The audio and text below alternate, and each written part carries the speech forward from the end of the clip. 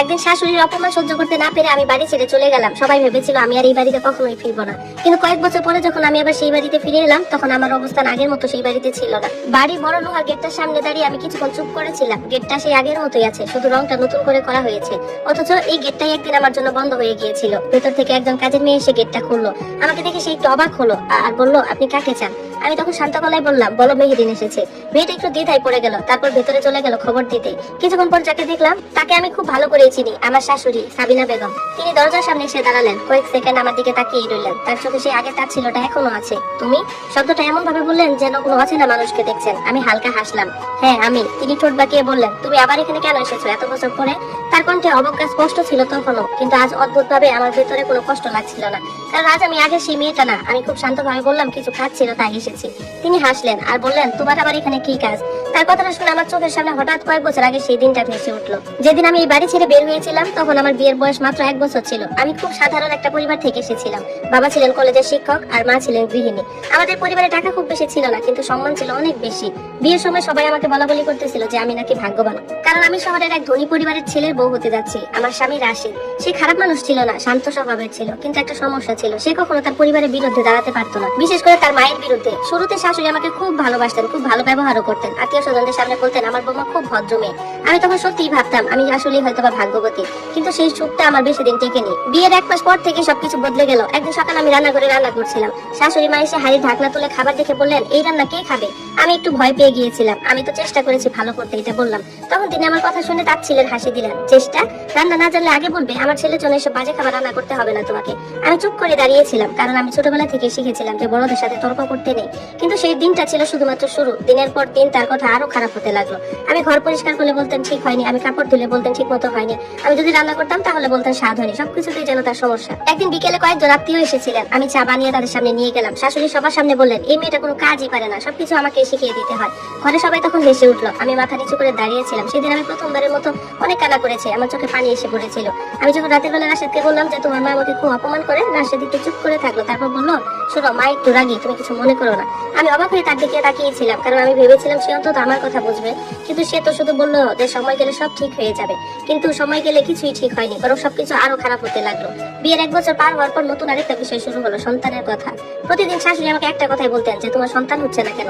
আমি লজ্জায় মাথা নিচু করে থাকতাম। তিনি মাঝে মাঝে বলতেন, এই মেয়ের জন্য তো আমার ছেলের বংশ শেষ হয়ে যাবে। একদিন দুপুরে তিনি আত্মীয়দের সামনে বললেন, আমি ভাবতেছি রাশেদের আবার বিয়ে দিব।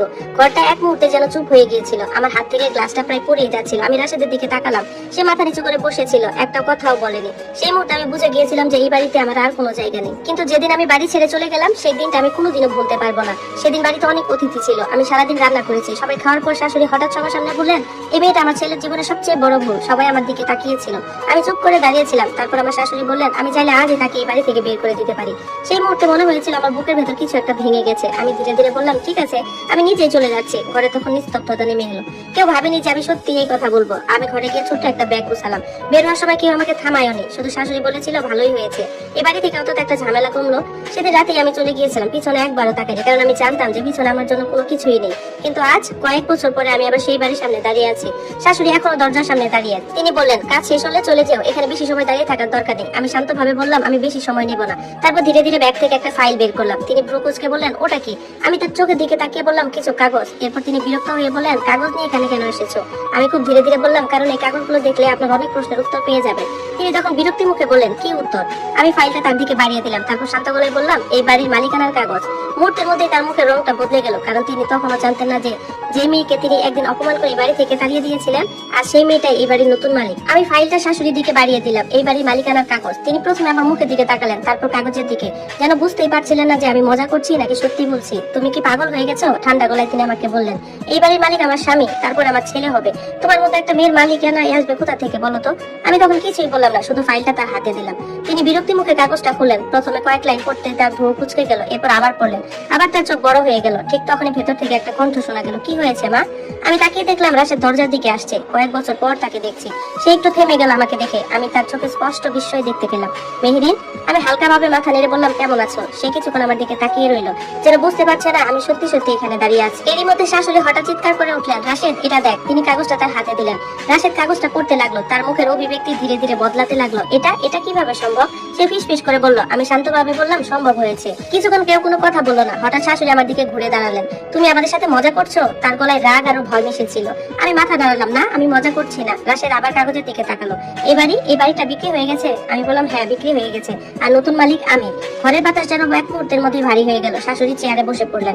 অসম্ভব, তিনি বিড়বিড় করে বলতে লাগলেন। আমি জানতাম এই খবরটা তাদের জন্য এতটাও সহজ হবে না, কারণ তারা ভাবতো আমি সেই দুর্বল মেয়েটা যে একদিন অপমান সহ্য করতে না পেরে কাঁদতে কাঁদতে বাড়ি ছেড়ে চলে গিয়েছিলাম। কিন্তু তারা জানতো না সেই রাতটার পর আমার জীবনে কি কি হয়েছিল। সেদিন যখন আমি বাড়ি ছেড়ে বের হয়েছিলাম তখন প্রায় রাত 10টা বাজে। আমার কাছে ছিল শুধু একটা ছোট ব্যাগ আর কিছু টাকা। আমি সোজা আমার বাবার বাড়িতে গিয়েছিলাম। বাবা দরজা খুলে আমাকে দেখে অবাক হয়ে গিয়েছিলেন। এই সময়ে কি হয়েছে মা? আমি কিছু বলিনি, শুধু কেঁদে ফেলেছিলাম। সেই রাতে আমি সব বলেছিলাম, শাশুড়ির অপমান, আত্মীয়দের সামনে লজ্জা, দ্বিতীয় বিয়ের কথা, সবকিছু বাবাকে খুলে বলি। বাবা অনেকক্ষণ চুপ করেছিলেন, তারপর শুধু বলেছিলেন, মারে ওই বাড়িতে আর তোকে ফিরে যেতে হবে না। বাবা সেই কথাটা শুনে আমার বুকটা হালকা হয়ে গিয়েছিল, কারণ প্রথমবার কেউ আমার পাশে দাঁড়িয়েছিল। পরে কয়েক মাস খুব কঠিন ছিল। অনেক আত্মীয় স্বজন নানান ধরনের কথা বলতো। মেয়েরা কি এইভাবে স্বামীর বাড়ি ছেড়ে চলে আসে? সমাজে মুখ দেখানো যাবে না, এরকম অনেক কথা বলতো। কিন্তু বাবা এসব কথায় কোনো কান দেননি। তিনি শুধু বলেছিলেন, মানুষের সম্মান সবচেয়ে বড়। সেই সময় আমি একটা সিদ্ধান্ত নিয়েছিলাম যে আমি নিজের পায়ে দাঁড়াবো। আমি আগে থেকে পড়াশোনা করতাম। বিয়ের আগে আমি ব্যবসা ব্যবস্থাপনায় পড়েছিলাম। বিয়ের কারণে মাঝপথে সেটা বন্ধ হয়ে গিয়েছিল। আমি আবার পড়াশোনা শুরু করলাম। দিনে ক্লাস করতাম, রাতে পড়াশোনা করতাম। সেই সাথে ছোট একটা চাকরিও করতাম। শুরুতে খুব কষ্ট হতো, কিন্তু ধীরে ধীরে সবকিছু সহজ হতে লাগলো। ধন্যবাদ সবাইকে। গল্পটি কেমন লাগলো জানাবেন, আর এই গল্পের বাকি অংশগুলো কমেন্ট বক্সে দেওয়া থাকবে, আর আগামীকাল সকালে আপলোড করা হবে। ধন্যবাদ।